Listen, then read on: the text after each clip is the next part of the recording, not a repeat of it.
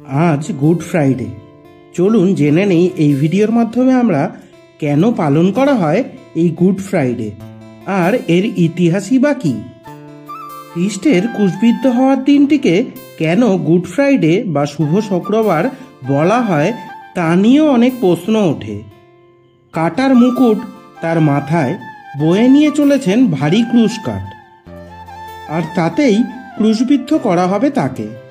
রাজদ্রোহের অভিযোগে তাকে বন্দি করা হয়েছে, তিনিই যিশু।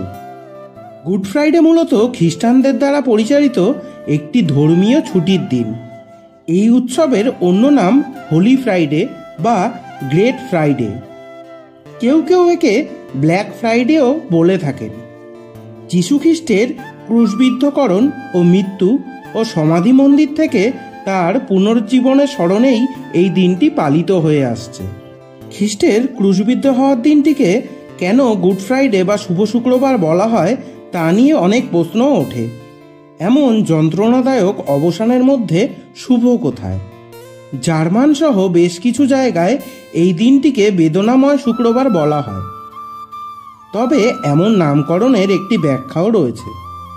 খ্রিস্ট ধর্মের আদি পর্বের এই কাহিনী নিয়েও উপকথা জড়িয়ে রয়েছে বহু।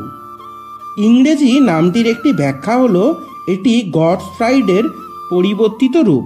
আবার পবিত্র বা ইংরেজি হোলি অর্থে প্রাচীন ইংরেজিতে গুড শব্দটি ব্যবহৃত হতো। নামটি সেখান থেকে এসেছে এমনও মনে করা হয়। তিনি ঈশ্বর পুত্র, কিন্তু সেই সময়ের শাসক বোঝেনি তার মহিমা। তাকে নিজের প্রতিদ্বন্দ্বী মনে করে তিনি তাকে শাস্তি দিয়েছিলেন। প্রতি ইস্টারের আগের শুক্রবার হল গুড ফ্রাইডে। গোটা বিশ্বের খ্রিস্ট সম্প্রদায়ের মানুষ এই দিনটিকে যথেষ্ট মর্যাদা ও শ্রদ্ধার সঙ্গে পালন করে। এদিনে অনেকেই উপবাসও করেন। গুড ফ্রাইডেতে যিশু ক্রুশবিদ্ধ হন এবং রবিবার তার রেজারেকশন বা পুনরুত্থান ঘটে। যিশুর বিরুদ্ধে রাজদ্রোহের অভিযোগ ছিল, সেই অভিযোগেই তাকে ধরা হয় এবং শাস্তিও দেওয়া হয়। শাস্তির দিন যিশুকে নিজেই নিজের ক্রুশটি পাহাড়ে বয়ে নিয়ে যেতে হয়েছিল।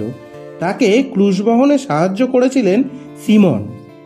বিদ্ধ হওয়ার পরে 6 ঘন্টা যিশু ক্রুশে যন্ত্রণা ভোগ করেন।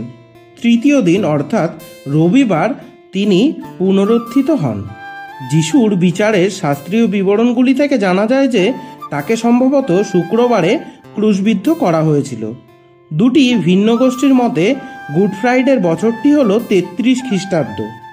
সালটি নিয়ে দ্বিমত আছে, তবে তা হয় 33 না হয় 34 খ্রিস্টাব্দ।